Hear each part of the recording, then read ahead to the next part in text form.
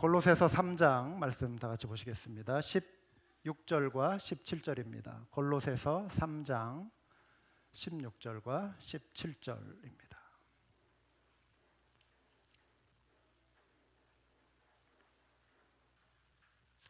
네, 우리 함께 한 목소리로 같이 읽겠습니다. 그리스도의 말씀이 여러분 가운데 풍성히 살아있게 하십시오. 온갖 지혜로 서로 가르치고 권고하십시오. 감사한 마음으로 시와 찬미와 신령한 노래로 여러분의 하나님께 마음을 다하여 찬양하십시오. 그리고 말이든 행동이든 무엇을 하든지 모든 것을 주 예수의 이름으로 하고 그분에게서 힘을 얻어서 하나님 아버지께 감사를 드리십시오. 아멘. 교회 예배당 지을 때 이제 총 기간이 6개월 걸렸지 않습니까? 그동안 현장 감독을 2번 이렇게 갈아치우는 것을 봤어요, 우리 사장님이. 그래서 총 3분의 현장 감독이 공사를 이제 진행하게 되었습니다. 공사가 예정했던 시간보다 이제 좀 더디 진행된다 싶을 때는 이제 추진력 있게 그 일을 좀 밀어붙일 수 있는 사람이 필요했던 것 같아요. 그래서 공사할 때 뭐 불도저도 필요하듯이 현장 감독도 좀 그런 스타일로 밀어붙일 그런 분이 이제 맨 마지막에 감독을 하면서 또 깔끔하게 공사를 완료하게 되었습니다. 그 3분 중에 한 분이 저에게 이런 말을 했어요.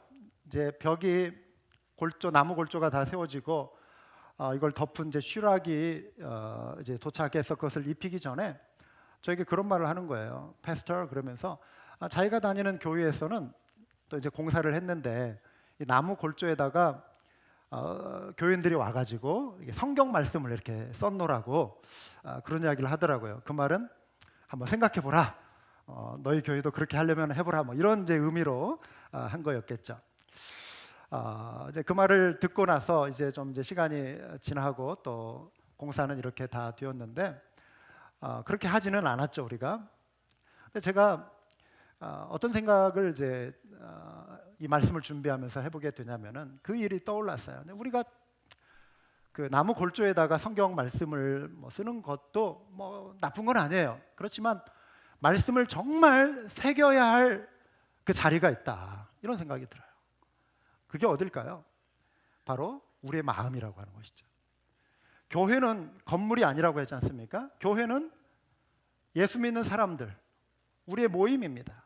저와 여러분이 교회입니다. 그래서 우리 가운데 하나님의 말씀이 충만하게 임해야 하고 또 우리 마음에 하나님의 말씀이 새겨져야 할 줄 믿습니다. 네?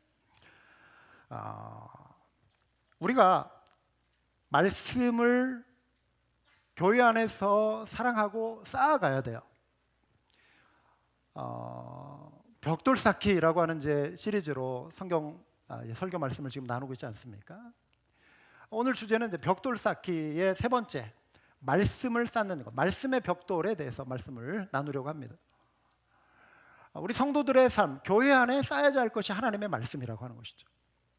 말씀이 쌓아져서 말씀이 풍성하게 흘러넘치는 것, 이것을 오늘 우리가 읽은 본문 말씀이 이렇게 보여주고 있습니다. 골로새서 3장 16절에 그리스도의 말씀이 여러분들 가운데 풍성히 살아있게 하십시오. 사도 바울이 이 골로새를 쓸 당시에 그 초대교회 분위기하고 지금 21세기를 살아가는 우리들의 상황하고 많은 차이가 있습니다. 그 중에 한 가지는 그들은 그 당시에 개개인들이 성경 말씀을 개인적으로 소유할 수가 없었어요. 너무나 귀했습니다. 그리고 분량도 엄청난 거예요. 두루마리 성경, 사이즈가 엄청 큰 거죠. 그래서 일주일에 한 번, 안식일에 이런 때 회당에 와서 누군가 성경을 읽어주지 않으면 성경 말씀을 접할 수 없는 그런 환경이 있었습니다. 이 시대는 성경 말씀이 너무나도 많습니다.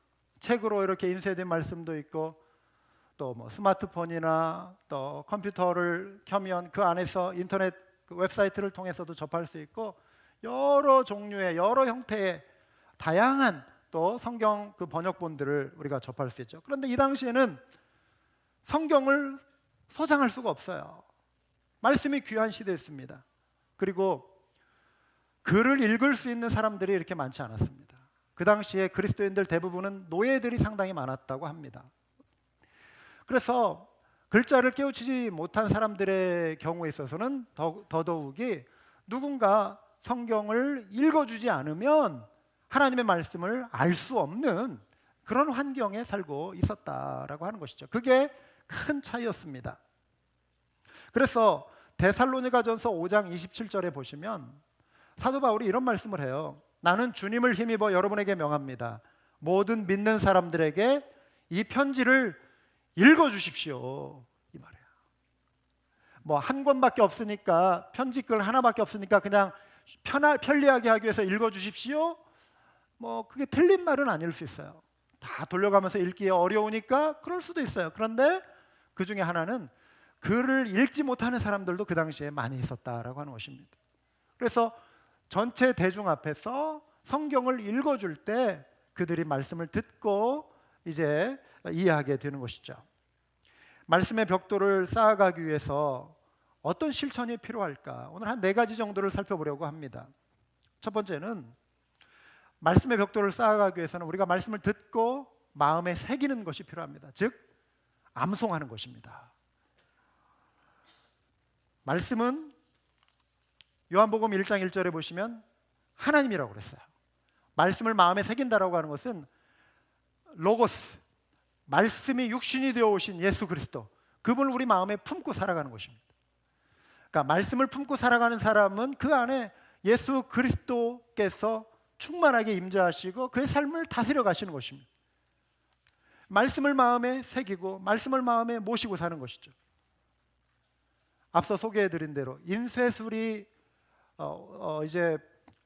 개발되기 전까지, 발명되기 전까지는 성경을 일일이 이렇게 필사해서 베껴서 성경을 나눠주고 보관하고 했거든요. 그런데 이제 그 인쇄술이 발달하면서 구텐베르크인가요? 이분이 그래서 활자를 찍어내면서 대량 성경이 보급되는, 많은 사람들에게 읽히는 그런 효과가 있었죠. 그런데 그 전까지는 성경 말씀을 가까이에 접할 수 있는 사람들이 많이 없으니까 성경 말씀을 들을 때 말씀을 사랑하고 참 신앙생활을 잘하고 싶은 사람들은 그냥 대충 말씀을 듣지 않았을 것 같아요. 말씀을 스펀지가 물을 빨아들이듯이 하나님의 말씀을 놓치지 않으려고, 이 말씀 다음에 또 들으려면은 시간이 또 한참 지난 다음에 그런 기회가 또 오니까 이 시간을 놓치지 않으려고 그냥 간절한 마음으로 말씀을 들을 뿐만 아니라 또 그 자리에서 그냥 마음에 자꾸 새겨버리는 거예요. 암송해버리는 거예요. 어떻게 가능할까? 그게 가능했어요. 왜냐하면 그 당시에는 지금보다도 우리는 참 편리한 시대를 살아가고 있기 때문에 기억력이 약해지잖아요. 그렇죠? 뭐 성경 말씀을 읽고 싶으면은 그냥 언제든 꺼내서 읽으면 되니까, 가까이 있으니까 굳이 노력해서 외우려고 하지도 않고요. 필요하면 뭐 찾아보지, 뭐 이런 생각 가지고 산단 말이죠. 그런데 그렇지 않은 분들은 그 마음의 동기 자체가 말씀을 내가 간직하지 않으면 안 된다라는 그 마음이 있기 때문에 간절한 마음으로 그 말씀을 받아들이고 인상 깊게 받아들이니까 마음에 오래 남는 거예요. 그리고 그걸 자꾸 반복하면서 아예 외워버리는 것이죠. 여러분, 우리는 참 풍요로운 시대에 살고 있지 않습니까? 성경은 너무나도 이 시대에 흔해요. 우리가 살고 있는 환경 속에. 그런데 반대로 우리 신앙의 열기, 신앙의 열정, 주님을 향한 그 뜨거운 사랑의 마음은 그 말씀이 귀했던 그 시대와 정반대로 흘러가고 있지는 않은지 우리 자신을 좀 돌아볼 필요가 있습니다. 왜 이 시대에 교회가 힘을 잃고 있는가? 왜 성도들의 신앙이 약해지는가? 왜 말씀이 가장 풍성하고 성경이 가장 많이 번역되고 수많은 종류의 성경이 흘러넘치는 이 서구 유럽의 교회는, 한국의 교회는 이 풍요로움 속에서 왜 힘을 잃어가고 있는가? 무엇 때문일까요? 말씀을 마음에 새기지 않는다라고 하는 것입니다. 말씀을 외면한다라고 하는 것입니다. 사랑하는 여러분, 마음의 말씀을 새겨놓을 때 많은 유익이 있지만 그 중에 하나는, 가장 중요한 것 중에 하나는 죄를 이기는 삶을 살 수 있게 됩니다. 할렐루야. 내가 주님께 범죄하지 않으려고 주님의 말씀을 내 마음속에 깊이 간직합니다. 이렇게 시편 119편 11절에 말씀하고 있습니다. 말씀이 나를 지켜주는 것입니다. 일부 예배에도 잠깐 그 비유를 들었지만 전쟁의 상황이잖아요, 지금은. 그런데 적이 우리를 공격할 때 전투 현장을 한번 생각해 보세요. 자, 10분 뒤에 내가 너의 몸을 향해서 활을 당길 테니까 준비하고 있어라. 그렇게 예고해 주나요? 정확히 10분 뒤야, 카운트다운. 그러지 않잖아요. 성경에 보면은 사단이 쏘는 게 불화살이라고 그랬어요. 불화살. 그래서 우리가 전신갑주를 입어야 한다.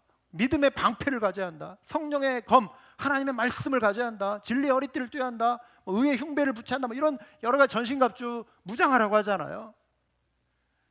그러니까 사단이 우리를 공격할 때 방비하고 그 다음에 공격한다고 이렇게 말하지 않잖아요. 어느 틈엔가 우리를 죄로 무너뜨릴 수 있는 그 순간이 나도 모르게 온단 말이죠. 근데 말씀을 그때 가서 이걸 어떻게 이겨야지 하면서 막 급하게 가서 뭐 말씀 찾고 이겨야지 이러면 늦어요. 화살 맞아요. 벌써 화살 맞아 버려요. 내 마음에 새겨진 말씀으로 죄의 유혹을 물리치고 죄를 대항해서 싸우는 우리 성도가 되어 줄 믿습니다. 죄로부터 올해 말까지 우리가 성경 12구절 암송해 보자고 했는데요. 그렇게 생각하시는 분들 혹시 있을지 몰라요. 나는 다른 건 참 잘하겠는데 외우는 거는 정말 나는 안 돼. 이거는 나하고는 거리가 멀어. 이렇게 생각하시는 분들이 있을지 모르겠습니다. 여러분, 성경 말씀은요, 신앙의 뼈대입니다. 집을 세울 때 골조가 없이, 이 기둥이 없이 집을 세울 수가 없지 않습니까? 하나님의 말씀이 우리 신앙의 뼈대예요. 이 12구절은 특히 우리 신앙을 견고하게 세워줄 수 있는 아주 기본적인 그런 성경 말씀들이거든요. 이 구절들에 의해서 우리의 신앙이 이렇게 세워져 가는 것입니다. 우리가 신앙생활을 뼈대 없는 신앙생활을 하면 안 돼요. 이것은 마치 요즘도 어쩌다 가끔 이제 그런 게 보이기는 하는데, 왜 길가에 가면 광고용으로 공기 막 주입하면서 이렇게 뭡니까, 깨알타랗게 세워진 거 있잖아요. 그래서 광고 공기를 주입해서 이런 사람 모양처럼 해가지고 좀 굳이 흉내를 내보면 이런 거죠. 슈 하고 이러잖아요. 쫙 하고 공기 불면은 또 이러고 그러다가 공기를 빼면은 어떻게 돼요? 사라져 버려. 우리가 신앙생활을 혹시라도 이렇게 하는 분은 없습니까? 마치 그냥 분위기에 의해서 교회가 이런저런 행사로 막 바쁘고 활동도 많고 뭐 부흥회도 하고 그러면 막 열심히 막 참여하면서 막 뜨거운 것 같아요, 그때는. 네? 그리고 내 신앙이 참 좋은 것 같아요. 내 믿음도 막 좋은 것 같아요. 막 같이 그냥 이렇게 그 분위기로 가니까. 그런데 교회가 1년 12달 뭐 계속 어떤 그런 행사를 할 수 있나요? 그렇지 않잖아요. 한동안 조용한 때도 있고, 예? 이렇게 평범하게 지나갈 때도 있어요. 그런데 그때가 되면은 나는 말씀도 읽지 않고 기도도 하지 않고 그냥 푹 죽어가지고, 예? 신앙생활이 풀이 없이 이렇게 신앙생활하는 분들이 혹시 있을지도 몰라요. 어떤 분위기 위해서, 어떤 행사에 의해서 바쁘게 막 움직이는 것은 마치 그 바람에 의해서 휘날리는, 뭔가 이렇게 있어는 보이지만 실상은 뼈대 없는 그런 신앙. 어떤 거와 상관없이 견고하게 세워지는 신앙은 말씀의 뼈대를 갖춘 신앙인 줄 믿으시기 바랍니다. 암송에 대해서 말씀을 드렸는데요. 톰 메이어라고 하는 분이 있습니다. 그분은 좀 특이한 능력을 갖고 있는 분이에요. 뭐냐면은 암송을 너무 잘해요. 성경 66권, 한 권도 아니고 세상에 6권도 아니고 66권을 통째로 외워버린대요. 그래가지고 너무 놀라워가지고 아예 그 캘리포니아에 있는 어느 대학, 그 이름이 샤스타 성경대학이라고 하는데 이분을 채용해가지고 교수로 임명을 했다는 거예요. 그래서 성경 암송 수업을 가르치도록 했다고 하는데요. 어떻게 이분이 이렇게 암송을 잘하는가?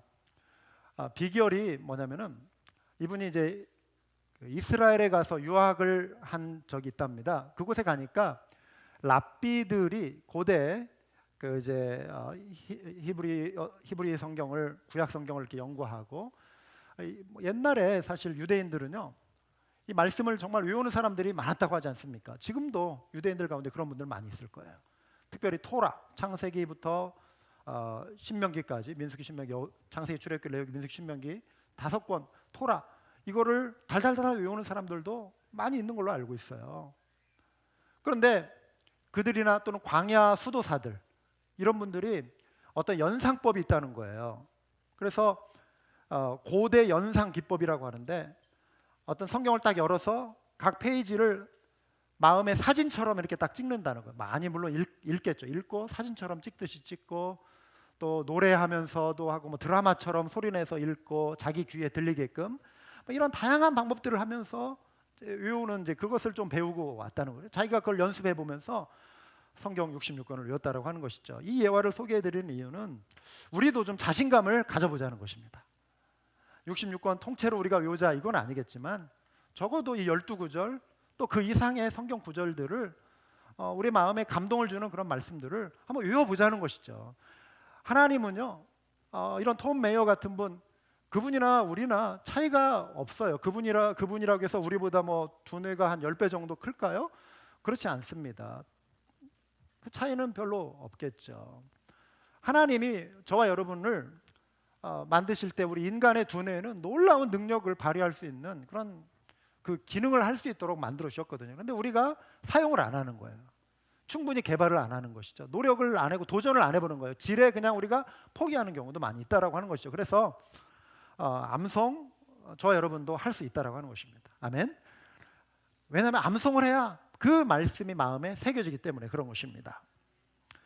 말씀의 벽돌을 쌓아가기 위해서 두 번째로 마음에 새긴 말씀을 나눌 수 있어야 합니다. 특별히 모임에서 온갖 지혜로 서로 가르치고 권고하십시오 그랬습니다. 이 말씀은 교회 공동체에게 주시는 말씀인데요, 여기서 온갖 지혜라고 하는 것은 성경 말씀을 통해서 마음에 새겨진 말씀을 이제 묵상하고 하다 보면은 하나님의 말씀이 주는 지혜가 생깁니다. 또 지혜가 그대로 우리에게 다가옵니다. 새겨집니다. 그 지혜로 흘러나오는 그러한 적용을 가지고 믿는 자들의 모임에서 나누라고 하는 것입니다. 우리가 이제 만나 모임으로 모일 때 그 모임이 그냥 처음부터 끝까지 그냥 일주일 동안 내가 그냥 살아가는 얘기, 뭐 세상에서 그냥 있었던 이야기들, 세상에서 일어나는 이야기들, 그 이야기하고 딱 끝나면 안 되는 것입니다. 우리가 주님의 이름으로 모인 자리이기 때문에 그 자리에서 여기에 보니까 온갖 지혜로 그랬잖아요. 하나님의 말씀에서 나오는 지혜들을 나누라. 주님의 이름으로 모인 모임이기 때문에 그런 것이죠. 물론 우리가 사는 이야기들 안 나올 수가 없어요. 뭐 세상에서 또 세상적인 이야기 당연히 나올 수 있지만, 우리의 중심은 어떤 핵심 없는 어떤 그런 뭐 가십, 뭐 뉴스를 들으면은 다 알 수 있는 어떤 이런 이야기만 막 주고받다 끝나는 게 아니라, 이 상황 속에서도 우리의 중심은 이제 하나님의 말씀으로 돌아가고, 하나님이 내 삶 속에서 어떻게 일하시는지, 또 이 말씀이 주는 은혜가 무엇인지, 이런 것들을 우리가 나눌 수 있어야 하는 것입니다. 왜냐하면 하나님의 말씀은 진리이고 생명을 주는 구원의 말씀이잖아요. 그렇기 때문에 그 모임의 자리에서 복음을 나누고, 복음의 능력을 나누고, 받은 은혜를 나누고, 그럴 때 말씀을 먹고 배부르고 흘러 넘쳐서 서로를 유익하게 하고 말씀의 벽돌을 쌓아갈 수 있게 되는 것입니다. 디모데후서 3장 16절 17절 이런 말씀 있지 않습니까? 모든 성경은 하나님의 감동으로 된 것으로, 그 다음에 유익하다고 그랬어요. 교훈과 책망과 바르게 함과 의로 교육하기에 유익하다 그랬습니다. 이런 하나님의 사람으로 온전케 하며, 온전케 하다는 것은 성숙을 말하는 것입니다. 신앙의 성숙, 말씀이 신앙을 성숙하게 하고 모든 선한 일을 행하기에 온전케 하려 함이라. 그렇죠? 그러니까 말씀을 실천할 수 있도록, 만나 모임에서 이제 간단한 설교 요약 시간이 있습니다. 그러면 설교 요약 담당자는 주보에 이제 나와 있는 그 내용을 이렇게 메모하셔가지고 그 내용을 이렇게 한번 쭉 되새겨 주시는 것입니다. 일주일 중에 주중에 만나 모임에 모였을 때 주일날 목사님이 뭔가 뭐 애들 데려다 놓고 뭐 사탕도 주고 뭐 설교 말씀 말씀에 대해서 한 거는 같은데 뭐에 대해서 이야기했지? 뭐 암송 이야기는 뭐 한 것 같은데 그 다음에 뭐였지? 이럴 수 있잖아요. 우리는 망각의 곡선이 있잖아요. 그래서 쉽게 잊어버립니다. 그런데 주중에 설교 요약자가 모임에서 그 어떤 핵심 골자들을 다시 한번 이렇게 설명해 주면 맞아. 그때 내가 그 말씀 들으면서 나도 좀 이렇게 한번 살아보려고 했는데 내가 잠시 또 잊고 있었구나. 이제 그걸 느끼면서 그 남은 주 중에 또 그 말씀을 적용해 보려고 또 다시 한번 이렇게 다짐을 해보는 시간이 되는 것이죠. 그래서 그런 이제 효과가 있고요. 또 성경 교사도 이렇게 여기에 이제 몇몇 분들 이미 성경 교사로 임명된 분들 있지 않습니까? 그 책자가 다 있습니다. 그 내용에 대표 교사가 그 자료를 이렇게 적어드리면은 그 내용 가지고 가서 이렇게 읽어드리면은 되는 것입니다. 그럼 배경들을 말씀해주시고 이제 만나 섬김이가 이어받아서 말씀을 중심으로 또 삶에 감사했던 것들, 기도 제목들 이런 것들을 쭉 이렇게 적용하면서 같이 나누는 것을 이제 인도해 갈 것입니다. 여러분 불교나 유교의 경전은 어려운 한문으로 기록이 되어 있습니다. 그래서 뭐 조선시대 사람들이라고 해서 다 한문을 읽은 게 아니잖아요. 한문은 여전히 글을 정말 열심히 깨우치지 않으면 어렵습니다. 그래서 일반 대중들, 평민들이 불교의 경전을, 유교의 경전을 접할 수 있는 그런 기회가 없었죠. 드물었습니다. 불교 신자이기도 하고요. 태백산맥이라고 하는 그 대하소설을 쓴 조정래 씨가 있지 않습니까? 이분이 신문에 기고했는데 우리 불교인들 우리 깨어나야 한다. 우리 반성해야 한다. 기독교를 봐라. 기독교가 정말 잘한 것은 뭐냐면 그 성경을 우리 한글로 번역했다라고 하는 사실이다. 그래서 기독교가 이 조선 후엽부터 이제 이 일제 시대로 이렇게 넘어가면서 기독교가 한국 사회에 이렇게 성장해 갈 수 있었던 것은 빠른 속도로 성장해 갈 수 있었던 것은 경전을 성경을 한글로 번역한 것 때문이다. 그게 맞는 말입니다. 그게 맞는 진단이에요. 이분이 정확하게 봤어요. 글을 잘 못 읽는 분들도 성경을 읽고 싶어서 하나님에 대해서 알고 싶어서 그 간절함 때문에 성경을 가지고 한글을 깨우친 분들이 굉장히 많거든요. 그러니까 그 당시에 소학교나 한글 가르쳐주는 이런 교육기관을 다니지 않았어도 성경책 놓고 한글 깨우친 분들이 많았습니다. 특히 이제 부인네들, 여성들은 학교 옛날 안 보냈잖아요. 우리 글로 된 성경이 있다라고 하는. 그런데 팔만대장경, 불교의 사서삼경, 유교 너무 어렵고 이거를 한글로 번역하는 그 작업이 너무나 힘들기 때문에 못 하고 있는 것들도 많고요. 우리는 이렇게 좀 감사할 일이 많이 있지 않습니까? 한글 성경을 통해서 풍성한 말씀을 접할 수 있는 우리들. 그렇다면 우리가 말씀을 읽고 그리고 그 지혜를 얻고 이것을 더 풍성하게 나누는 일에 열심을 내도록 하나님 우리에게 이런 기회를 주셨는데 우리가 일에 게을리하면 안 된다는 것이죠. 할렐루야. 우리 말씀을 열심히 또 읽고 나누고 새기는 우리가 되어야 할 줄 믿습니다. 세 번째, 말씀의 벽돌을 쌓기 위해서는요, 반복해서 말씀을 기억해야 합니다. 반복하라는 것입니다. 감사한 마음으로 시와 찬미와 신령한 노래로 여러분의 하나님께 마음을 다하여 찬양하십시오 그랬습니다. 여기에서 시와 찬미와 신령한 노래라고 그랬는데요, 시는 이 당시에 여기 시라고 표현할 때는 구약의 시편을 의미하는 것으로 봅니다. 시편의 내용은 사실 노래를 위해서 쓰여진 것도 많이 있습니다. 시편에 보면은 어느 장단에 맞춘 노래, 어느 무엇에 맞춘 노래, 그러면서 이런 표현들이 있지 않습니까? 그것을 실제로 그 히브리 그 언어가 가지고 있는 어떤 그 음유를 따라서 노래로 이렇게 불렀을 가능성이 많습니다. 그러니까 시를 부르고 유대인의 전통 속에서 그들이 해왔던 대로 말씀을 찬양하는 거예요. 여기에서 찬양하십시오 이거와 지금 반복 이게 무슨 상관이 있는가? 상관이 있습니다. 뭐냐면 노래로, 하나님의 말씀을 노래로 만들어서 부르면서 이거를 기억하는 거예요. 상기시키는 것입니다. 반복하는 것입니다. 시와 찬미는 예수님의 어떤 행적, 예수님의 말씀, 이러한 것들을 또 노래 가락을 입혀서 불렀다고 보고요. 그 다음에 신령한 노래, 성령께서 주시는 어떤 감동을 가지고 또 노래를 이렇게 부르는, 이러한 것이 다 뭐냐면은 하나님의 말씀에 기초한 그런 반복적인 예배일 뿐만 아니라 동시에 교육의 효과가 있었다라고 하는 것이죠. 여러분들께서 이제 운전하시면서 어떤 때 찬양을 듣고 또 집에 계시든 뭐 일하시면서 찬양을 들을 때 어느 순간 그 찬양의 가사가 마음을 팍 때릴 때 있지 않습니까?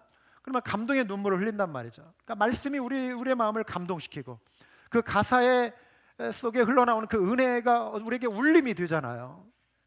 우리가 찬송가를 딱 펼치면은 감사한 거는 1절부터 4절까지 이렇게 내용에 보면은 성경의 핵심적인 그런 교리들이 잘 담겨 있습니다.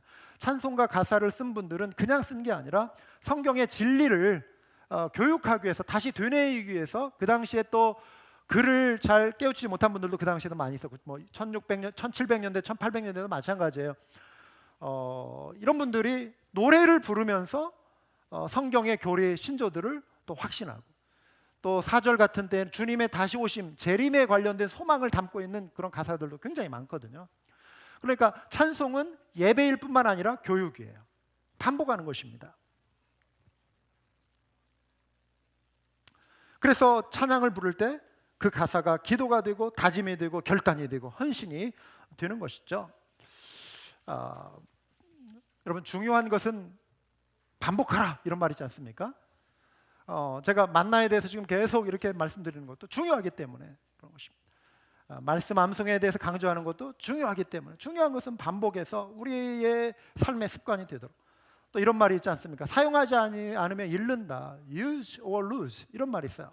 미국 속담의 중요한 좀 격언이죠. 맞습니다. 우리가 아무리 어떤 기술을 개발했어도 몇 년 사용하지 않으면은 그거 다 잊어버리고 이제 어려워요. 계속 반복적으로 숙달시킬 때 발전하는 것입니다. 말씀도 마찬가지예요. 내가 마음에 새기고 그 말씀을 묵상하고 자꾸 실천하고 이럴 때 그 말씀이 내 것이 되는 것입니다. 그래서 이 내용은 이제 네 번째 이 실천으로 이어지는데요. 뭐냐면 말씀을 실천하는 것, 말씀의 벽돌을 쌓는 것은 말씀을 순종함으로 실천하는 것입니다. 골로새서 3장 17절 보시면, 그리고 말이든 행동이든 무엇을 하든지 모든 것을 주 예수의 이름으로 하고 그분에게서 힘을 얻어서 하나님 아버지께 감사를 드리십시오. 여기에서 말씀을 암송하고 또 반복하고 묵상하고 이 차원에서 머무르는 것이 아니라 중요한 마지막 단계가 있는데, 말씀을 실행하라. 듣는 것으로 끝나지 말고 마음에 새기고 묵상하는 것으로 끝나지 말고 그 지혜를 나누고 반복해서 기억하고, 이런 모든 것은 이 실천을 위한 준비 작업이라고 하는 것이죠. 여러분, 실천이 없는 지식은 죽은 지식이라고 하지 않습니까? 행함이 없는 믿음은 죽은 믿음이라고 하는 거와 마찬가지야. 예수님이 이렇게 말씀하셨죠. 내 계명을 받아서 지키는 사람은 나를 사랑하는 사람이요, 나를 사랑하는 사람은 내 아버지의 사랑을 받을 것이다 그랬어요. Whoever has my commands and obeys them, he is the one who loves me. He who loves me will be loved by my Father, and I too will love him and show myself to him. 제가 영어 여러분에게 보여주려고 한 게 아니라 제가 암송하고 있는 말씀, 영어로 암송하고 있는, 저도 암송하려고 노력합니다. 암송하면서 이 말씀이 우리 속에 살아있게 하는 것이다. 묵상하는 것. 기도할 때도 말씀 묵상한 것을 가지고 기도해요. 우리 지난주에 나눴듯이 이 말씀이 우리에게 유익이 되니까, 나의 계명을 가지고 지키는 사람이 나를 사랑하는 사람이라고 그랬잖아요. 나를 사랑하는 사람은 내 아버지의 사랑을 받을 것이다. 그러니까 말씀을 지켜 순종하는 사람이 하나님의 사랑을 받는다는 것입니다. 하나님, 저 사랑해 주세요, 막연하게 그냥 이렇게 외칠 것이 아니라 말씀을 가지고 순종하는 사람을 하나님이 사랑하시고, 그 말씀을 사랑하는 사람은 곧 예수님을 사랑하는 것이고, 예수님, 하나님의 사랑을 받는 것이고, 예수님을 사랑하시는 것이고, 예수님을 사랑한다 할 때 우리를 통해서 예수님을 드러내신다 그랬어요. 우리에게 예수님을 드러내 주신다. 어떻게 드러내시는가? 기도 응답을 통해서 드러내 주세요. 그래서 기도 응답도 이거예요. 말씀이 내 속에 있을 때 그 말씀을 가지고 우리가 순종하면서 기도 부탁을 하나님 앞에 드리는 거예요. 그렇죠? 그래서 요한복음 15장 7절에 너희가 내 안에 머물러 있고 내 말이 너희 안에 머물러 있으면 무엇이든지 원하는 것을 원하는 대로 다 구하라. 이게 세번역 성경. 너희가 무엇을 구하든지 다 그대로 이루어질 것이다 그랬거든요. 그래서 우리가 주님 안에 머물러 있다라고 하는 것은 그 원어상의 의미는 뿌리를 내리다 이것입니다. 말씀에 뿌리를 내리다. 말씀과 내가 상관없는 것이 아니라 말씀 안에 완전히 살아가려고 애쓰는 것입니다. 그럴 때 응답하신다, 드러내신다. 무엇을 통해? 기도 응답을 통해 예수 그리스도의 살아계심, 하나님의 살아계심을 드러내신다라고 하는 것입니다. 할렐루야. 그리고 뿐만 아니라 어떻게 드러내시냐면은 우리의 삶에 형통함을 주세요. 형통함을 주신다. 요즘 여러 가지 기도 제목 많이 있으시지 않습니까? 답답하신 분들 많이 있을 거예요. 주변을 둘러볼 때, 내 삶을 돌아볼 때, 그럴 때 여러분 환경을 바라보지 마시고 먼저 하나님의 말씀을 붙들고 씨름해 보실 수 있기를 바라요. 하나님 앞에 무릎 꿇고 하나님 앞에 나오세요. 그리고 말씀을 주장하세요. 어떤 말씀이냐면 여호수아 1장 8절 말씀. 이 율법책을 내 입에서 떠나지 말게 하며 그 가운데 기록한 대로 다 지켜 행하라. 이것을 주야로 묵상하며, 그렇죠? 주야로 묵상하며 그 가운데 기록한 대로 다 지켜 행하라. 그리하면 내 길이 평탄하게 될 것이다. 네가 형통하리라 그랬거든요. 세번역 성경은 좀 더 노골적으로 이렇게 번역하고 있어요. 네가 가는 길이 순조로울 것이며 네가 성공할 것이다 그랬어요. 여러분 이게 기복신앙을 말하는 거 아닙니다. 기복신앙은 하나님의 뜻과 상관없이 살면서도 그냥 하나님 앞에 복받기 원하는 사람, 내 마음대로 살면서 그냥 하나님 저 복 주세요, 이게 기복신앙이에요. 하나님 뜻을 위해서 순종하고 또 희생하고 또 섬기고 이런 거는 별 관심 없는데 그냥 복 받는 것에 관심을 갖는 신앙을 기복신앙이라고 합니다. 그런데 여기에서 형통하게 될 것이다, 평탄할 것이다. 여러분 하나님은, 성경적인 신앙은 하나님은 복의 근원이시고 하나님은 복 주기 원하시는 분이심을 믿는 신앙이 성경적인 신앙 맞아요. 아멘. 그런데 복은 뭐냐면은 우리의 순종하고도 같이 맞물려 있어요. 하나님의 자녀가 말씀 안에 거하고 말씀에 뿌리 내리고 말씀을 지켜 살려고 하는 노력, 말씀을 묵상하고 말씀대로 한번 살아보려고 하는 그 어떤 몸부림. 그래서 묵상하고 그 가운데 기록한 대로 다 지켜 행하라. 그리하면 내 길이 평탄하게 될 것이다. 네가 형통하리라. 평탄과 형통을 경험하는 것은 말씀 안에 뿌리 내리는 신앙이라고 하는 것입니다. 그리고 그 말씀을 가지고 간구할 때 하나님이 응답하신다. 그래서 이 신앙을 우리가 가져야 하는 것이죠. 그래서 여러분 힘들 때일수록 말씀을 가지고 주장하시고 말씀 안에서 위로를 찾으시고 말씀의 능력을 주장하시고 말씀 안에서 평안을 누리시고, 아멘. 아무것도 염려하지 말고 그랬잖아요. 오직 모든 일에 기도와 간구로 너희 구할 것을 감사함으로 하나님 앞에 아뢰라. 그러면 모든 지각에 뛰어난 하나님의 평강이 그리스도 예수 안에서 너희 마음과 생각을 지키시리라 그랬잖아요. 그러면 하나님의 평강이 우리 마음을 주장하게 만드는 것이 성도의 신앙 아닙니까? 믿으십니까? 근데 왜 우리는 염려하고 왜 우리는 자꾸 씨름하고 그냥 우리가 해결할 수 없는 문제들, 여러분 우리는 내가 내 손으로 해결할 수 없는 문제들을 인정해야 돼요. 사실은 해결할 수 있는 일을 하세요. 해버리면 염려 안 하잖아요. 그런데 안 되니까 염려가 되는 거잖아요. 그렇죠? 내 힘으로 안 되니까 염려가 된단 말이에요. 그러면 염려한다고 해서 이게 되냐고요. 그 문제를 하나님 앞에 가지고 나오라는 것입니다. 염려하지 말고, 아무것도 염려하지 말고 오직 모든 일에 기도와 간구로 너희 구할 것을 감사함으로 하나님 앞에 아뢰라 그랬잖아요. 그러면 그 평강으로 내 마음이 먼저 채워지고 그걸 가지고 씨름하는 거예요. 여러분 이렇게 우리가 주장할 수 있는 것도 말씀을 내 마음에 새기고 기도의 자리에 나와서 이 말씀을 주장하면서 너희가 내 안에 거하 내 말이 너희 안에 거하면 무엇이 원하는 대로 구하라 하셨지 않습니까? 하면서 말씀을 가지고 기도하시고 주장하시고. 사랑하는 여러분, 말씀은 능력입니다. 말씀은 영혼을 살리는 능력이에요.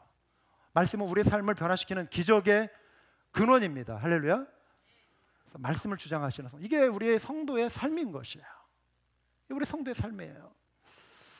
물론 고통의 순간을 경험할 때도 많이 있어요. 우리 성도의 삶에 고통이 찾아올 때 있고 정말 터널을 지내야 하는 어떤 순간들도 있어요.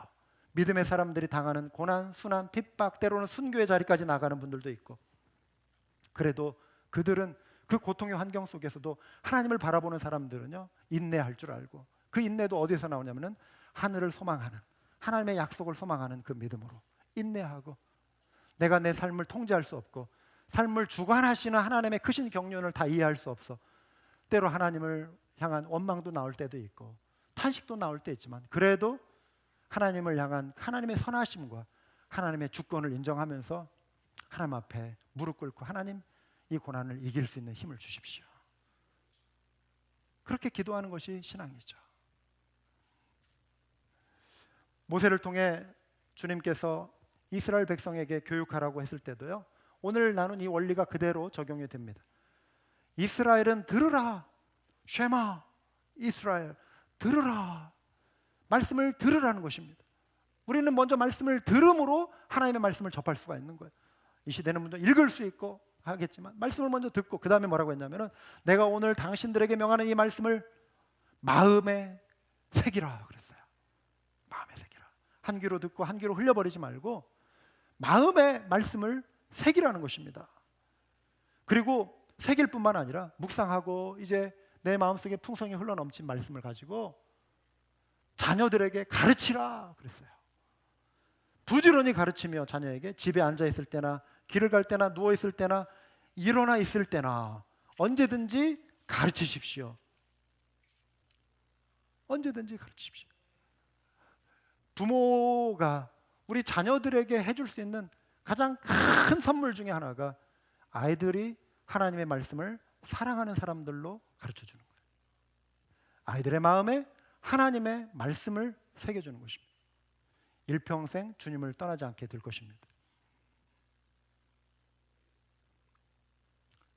부지런히 가르치라. 부지런히. 일어날 때든 누웠을 때든.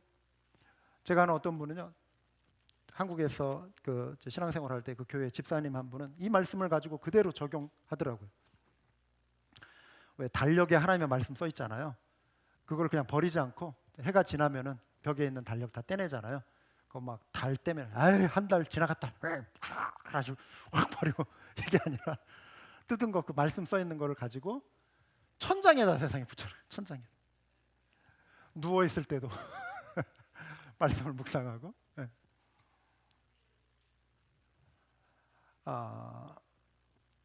성경에 나옵니다. 또 당신들은 그것을 손에 메어 표로 삼고 이마에 붙여 기호로 삼으십시오. 집 문설주와 대문에도 써서 붙이십시오.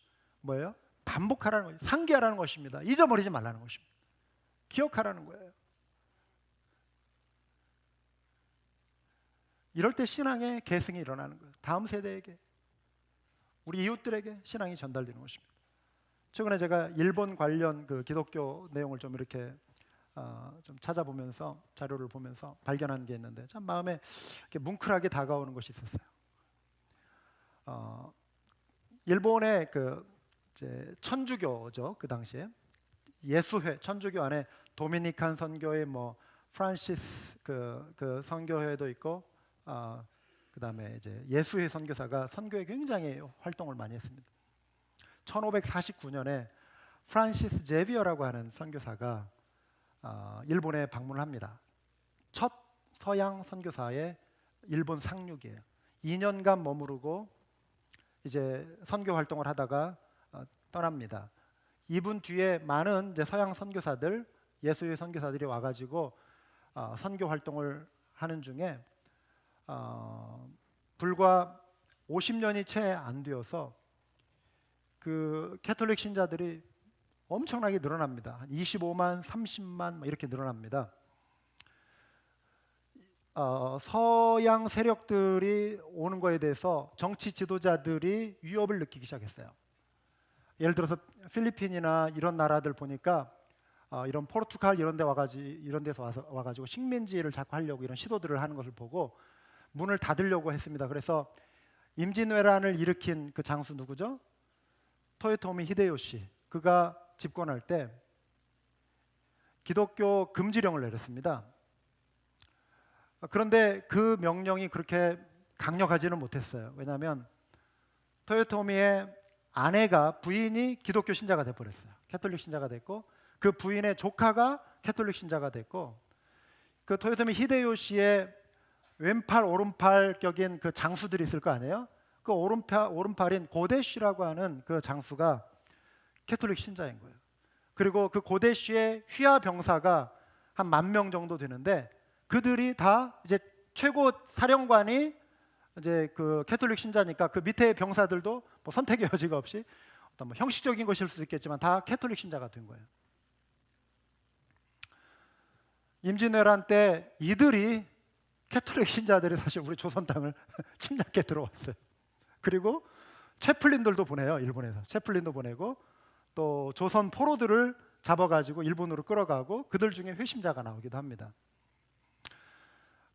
그런데 전쟁이 끝나고 1600년대를 넘어가면서 토요토미 히데요시가 이제 죽고 토요토미 히데요시와 또 다른 사람, 그 다음에 이에수라고 하는 사람, 이 세 사람이 권력 3인방이었는데 차례로 권력을 나누어 가졌습니다. 그런데 이에수라고 하는 사람이 기독교에 대한 아주 강력한 탄압을 시작합니다. 그래서 선교사들 다 쫓아내고 죽이고 눈에 보이는 가톨릭 신자들 다 잡아 죽이기 시작했습니다. 그래서 끔찍한 17세기 초반에 일본에 끔찍한 그런 그 천주교 탄압이 일어납니다. 많이 죽어요. 그때 그 캐톨릭 신자 수가 75만, 혹자는 70만에서 85만까지라고 봅니다. 엄청나게 많은데 씨를 다 말려버려요. 뿌리를 다 잘라버립니다. 다 사라져요. 그리고 나서 이제 무역을 시도하는 그런 상인들은 조금씩 왔다 갔다 했지만 선교 목적으로 어떤 한 사람도 서구에서 들어올 수가 없게 됐습니다. 일본이 철저한 쇄국 정책을 펴니다. 그런 가운데 이제 프랑스나 시간이 흘러가지고 프랑스나 이제 미국이나 영국 이런 데서 문을 열라고 자꾸 들어오는 거, 배 타고 와가지고 자꾸 문을 열라고 하는 거죠. 무역하자. 그러면서 일본하고 미국이 무역 협정을 최초로 맺는데 그때가 1858년입니다. 그러고 나서 그 다음 해인 1859년에 개신교 선교사가 첫 발을 내딛게 됩니다. 일본에. 그리고 이제 캐톨릭 선교사들도 그 소식을 듣고 막 몰려오기 시작했습니다. 얼마 뒤에 이들이 깜짝 놀랄 일이 일어나요. 뭐냐면은 230년 동안 그 캐톨릭의 신자들의 뿌리를 다 말려버렸는데, 다 잘라버렸는데 그 자신을 그리스도인이라고 표방하면서 나타나는 사람들이 막 생기기 시작했어요. 이 사람들의 숫자가 무려 10,000명인데요.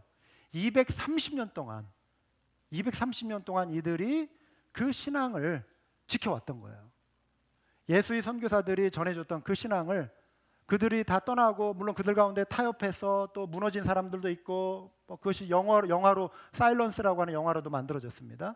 그런데 이런 일들이 있었지만 이들이 숨어 지내면서 그 탄압 속에서도 지하교회의 성도로 남아 있었고, 이들이 그 자신들에게 신앙을 전수해주는 과정에서 물론 많이 변질은 됐어요.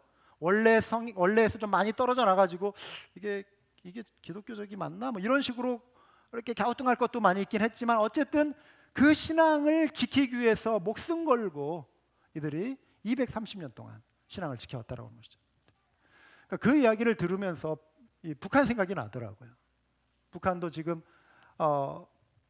6.25 전쟁 그 무렵 그 이전부터 지금까지 극심한 어떤 신앙의 탄압 속에서 숨죽여 지내는 그 지하교회 성도들, 일본 그 지하교회 성도들을 부활한 그리스도인들 혹은 감추어진 그리스도인들 그래가지고 부르는 이름이 있는데 까쿠레 키르시탄이라고 하더라고요. 까쿠레 키르시탄, 감추어진 그리스도인들. 북한에도 지금 감추어진 그리스도인들, 그런데 언젠가는 부활할 그러한 성도들이 있다라고 하는 것이죠. 세상은 깜짝 놀라게 될 일이 분명히 나타날 것입니다. 언젠가는. 어떻게 이런 일들이 가능한가? 어떻게 이렇게 어려운 환경 속에서도 신앙을 전수시킬 수 있는가? 이게 제가 말씀드리려고 하는 포인트예요. 그거는 그 부모의 신앙을 자녀들에게 가르쳐주고자 했던, 마음에 새기고 그것을 가르쳐주고자 했던 그 부모들의 그 기도와 헌신이 있었기 때문에 가능했다라고 하는 것이죠. 이 시대에 사랑하는 여러분, 우리를 두렵게 하고 어렵게 하는 많은 환경들이 있지만 우리가 이 시대 속에 우리의 신앙을 지키고 무너지지 않기 위해서는 말씀을 마음에 새기는 것밖에는 다른 비결이 없습니다. 그리고 그 말씀을 묵상하고 반복적으로 기억하고 준행함으로 주님 기뻐하시는 신앙의 모습을 간직하는 우리 모두가 될 수 있기를 주님의 이름으로 축원합니다. 여러분 기도하시겠습니다.